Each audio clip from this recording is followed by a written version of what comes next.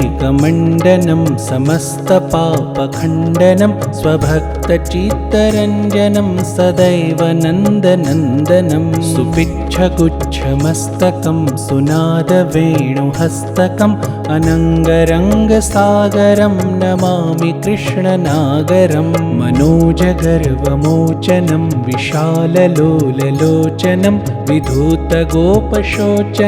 नमामि पद्मलोचनं करारविन्दभूधरं स्मितावलोकसुन्दरं महेन्द्रमानदारणं नमामि कृष्णवारणं कदम्बसूनकुण्डलं सुचारुगण्डमण्डलं व्रजाङ्गनैकवल्लभं नमामि कृष्णदुर्लभं यशोदया समोदया सगोपया सनन्दया युतं सुखैकदायकं नमामि गोपनायकं सदैव पादपङ्कजं मदीयमानसे निजं दधानमुक्तमालकं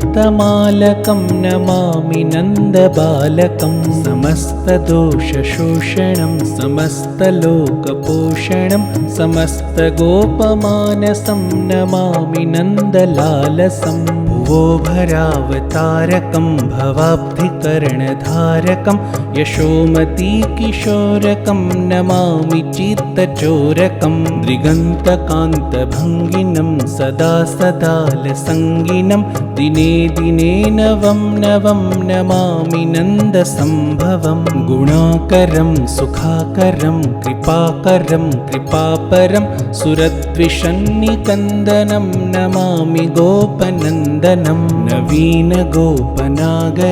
नवीनकेलिलम्पटं नमामि मेघसुन्दरं तडित्प्रभालसत्पटं समस्तगोपनन्दनं मृदम्बुजैकमोदनं नमामि कुञ्जमध्यगं प्रसन्नभानुशोभनं निकामकामदायकं